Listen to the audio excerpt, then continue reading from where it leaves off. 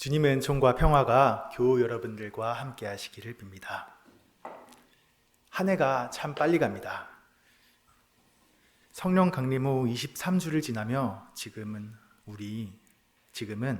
또 한 해의 끝자락을 향해 걷고 있습니다. 대림절을 지나 성탄절이 오면 또 새로운 교회력이 시작됩니다. 송구영신 예배를 드리고 우리의 삶도 새로운 장을 맞이합니다. 사람은 누구나 새로운 것을 꿈꾸며 살아갑니다. 새 계획, 새 다짐, 새 출발은 언제나 새로운 설렘을 줍니다. 그러나 그 설렘은 종종 오래가지 못하는 것 같습니다. 제가 이번에 이발을 했지 않습니까? 새로운 머리를 했습니다. 집에 들어가니 아버지가 3일 동안이나 저의 새로운 머리를 보고 계속 새로운 사람을 보는 것처럼, 낯선 사람을 보는 것처럼 누구십니까? 하고 이제 장난을 거셨습니다. 하지만 이 새로움도 금세 익숙해지나 봅니다. 그 이후로는 평소처럼 일상적인 대화만을 이어갔습니다. 그리고 또 한 가지 인터넷에서 재미있는 변화의 기록을 보았습니다. 제목은 신입사원의 흑화라는 제목의 글이었습니다. 신입사원이 입사를 하고 첫날부터 셋째 달까지 기록을 한 겁니다. 일기를 쓴 건데 이 신입사원의 성격이 날이 갈수록 점점 더 어두워지고 회사에 대한 불만이 가득해지는 기록입니다. 입사 첫날에는 아주 신나고 교육받는 것마저 즐거웠던 이 사원이 첫째 달까지도 즐거웠지만 셋째 달에 오니까 갑자기 급격하게 흑화해서 회사와 상급자에 대한 불만이 가득해져서 거친 언어로 깊게 탄식하면서 하소연을 하는 내용이었습니다. 입사 첫날 설렘으로 가득했던 신입사원이 몇 달 만에 지쳐버리는 것처럼, 그리고 또 제 새로운 머리카락을 보고 아버지의 반응도 뜸해진 것처럼 새로움은 금세 낡음이 되고 설렘은 익숙함과 피로로 바뀌는 것 같습니다. 비단 이 두 가지 사례뿐만 아니고 우리의 삶 자체가 언제나 그런 것 같습니다. 새로운 것이 오면 행복해질 것 같은데 막상 인생은 쉽게 변하지 않는 것 같습니다. 오늘 본문 이사야 65장은 성서학에서 제3 이사야로 분류합니다. 바벨론 포로기에서 귀환한 이후의 시대를 배경으로 합니다. BC 538년 이스라엘은 바벨론 포로에서 해방되었습니다. 그러나 그들이 맞닥뜨린 현실은 기대와는 전혀 달랐습니다. 포로 해방 후 재건된 스룹바벨 성전은 그 전에 솔로몬 성전에 비해서 매우 초라했습니다. 그리고 민족의 땅의 분배 그리고 회복은 전혀 이루어지지 않았습니다. 귀환자와 땅에 남았던 자의 갈등, 그리고 제사장과 평신도의 갈등은 날이 갈수록 깊어져만 갔습니다. 이사야 공동체는 이러한 현실의 절망을 보면서 이 세상은 끝나야 한다, 끝나야 희망이 생긴다 해서 종말론적 희망을 품기 시작합니다. 그래서 제3 이사야는 인간선에서 끝날 수 없는 신적 개입과 새로운 질서를 외칩니다. 이것이 본문의 시대적 배경입니다. 하나님은 17절에서 이사야를 통해 이렇게 선포합니다. 보아라, 내가 새 하늘과 새 땅을 창조할 것이니 이전 것은 기억되거나 마음에 떠오르거나 하지 않을 것이다. 이 14만 4천은 어느 그 집단에서 말하는 14만 4천 명만 갈 수 있는 이상한 집단의 그 새로운 내세 공간이 아닙니다. 고대 근동 신화에 따르면 창조는 혼돈 속에서 질서를 세우는 신적 행위를 뜻했습니다. 이사야는 바벨론에서 이 세계관에 매우 큰 영향을 받았습니다. 따라서 이사야가 말하는 새 창조란 이스라엘의 절망적 구조인 억압과 착취 구조를 무너뜨리는 것을 뜻합니다. 약자가 보호받는 질서를 회복하는 것을 뜻했습니다. 그리고 또 하나님은 이사야를 통해 말씀하십니다. 수고가 헛되지 않을 것이다. 너희는 헛되이 수고하지 않고 그들이 낳은 자식은 재난을 당하지 않을 것이다 라고 합니다. 이 말은 열심히 하면 잘 된다가 아니라 공부를 열심히 하면 서울대에 간다, 잘 먹고 잘 산다가 아니라 노동의 노력을 빼앗기지 않는 이상적인 세상을 뜻합니다. 삶의 생존 문제를 넘어서 노동을 착취하는 구조 자체를 무너뜨리겠다는 의미입니다. 25절은 저희에게 꽤나 낯선 그림을 보여줍니다. 이리와 어린 양이 함께 풀을 먹고 사자가 소처럼 여물을 먹으며 서로 해하지 않는 세상. 육식동물이 풀을 먹는다는 것은 꽤나 낯선 그림입니다. 이사야 11장에도 똑같은 그림이 나옵니다. 제가 요절만 읽겠습니다. 이사야 11장 1절부터 9절입니다.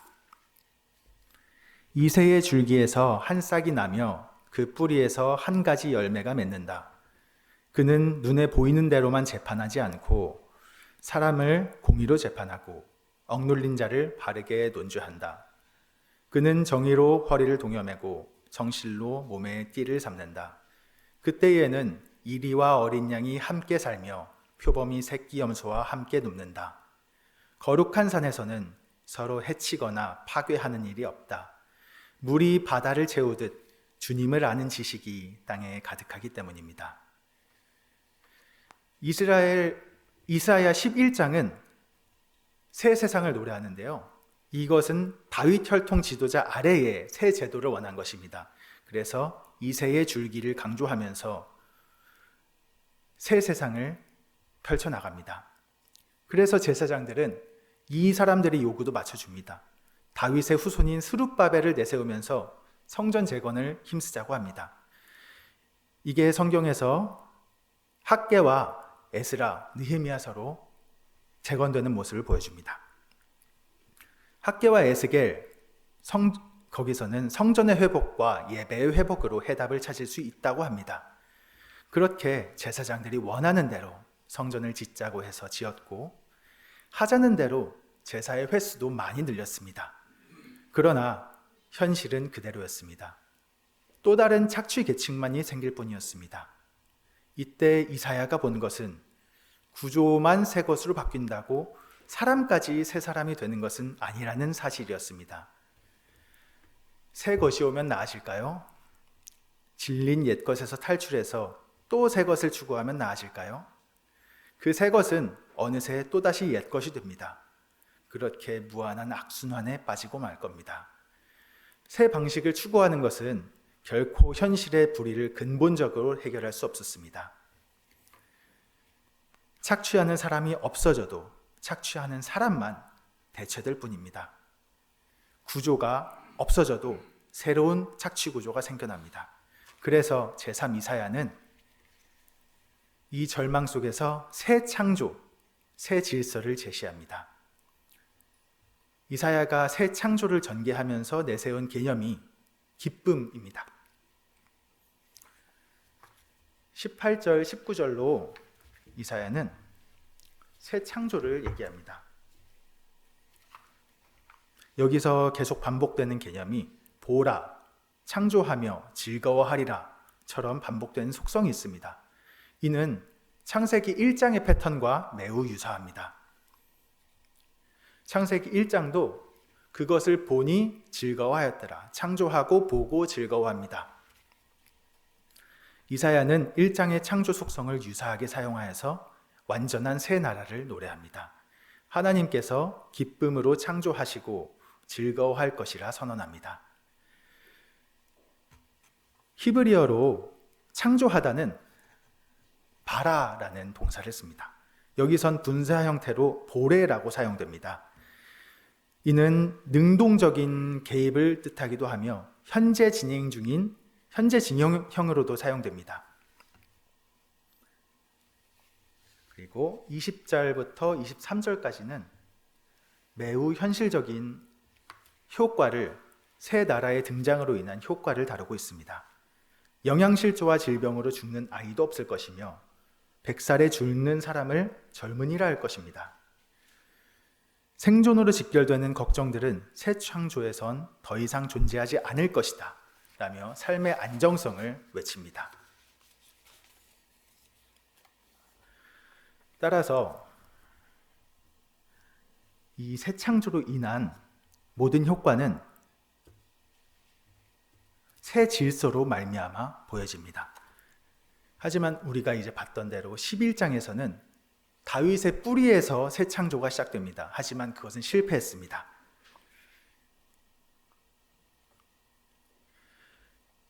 그래서 우리는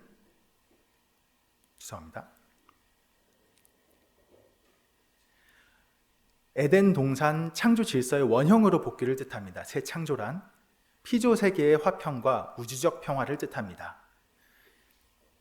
폭력의 질서가 무력화되는 세상, 우주적 평화를 말하는데요. 이는 새 구조 이전에 기쁨의 구조가 선행되어야 합니다. 제3 이사야에는 세상이 멸망해야만 기쁨이 시작된다라고 말했지만 성경 전체의 흐름은 꽤나 다른 결론으로 향합니다. 방금 이사야와 학계 에스겔이 상반된 의도를 가지고 있다고 말씀드렸지 않습니까? 하지만 그 성경의 결론은 한 가지 결론으로 향합니다. 이는 예수 그리스도로 향합니다. 예수 그리스도를 기념하기 위한 초대교회는 이 새 나라, 새 질서의 비전의 첫 현실입니다. 서로 나누고 지키고 채워주는 공동체, 새 하늘과 새 땅의 첫 실현이었습니다. 오늘 우리의 교회 역시 이 실루엣을 이어받아야만 합니다. 예수 그리스도 안에서 새 창조, 새 질서가 시작되었습니다. 절망을 노래하던 이사야 때도 그렇고요. 초대교회 때도 그렇고요. 지금까지도 진행되어 가고 있는 기쁨의 새 창조입니다. 이제 우리는 이사야에서 말한 11장, 65장 이렇게 말한 예루살렘을 나의 기쁨으로 그 백성을 나의 기쁨으로 삼겠다라는 이 구절을 예수를 통해서 다시 해석할 수 있게 됩니다. 이것은 예루살렘이 기쁘게 될 것보다는 예루살렘이 기쁨이 되게 하신다는 것입니다.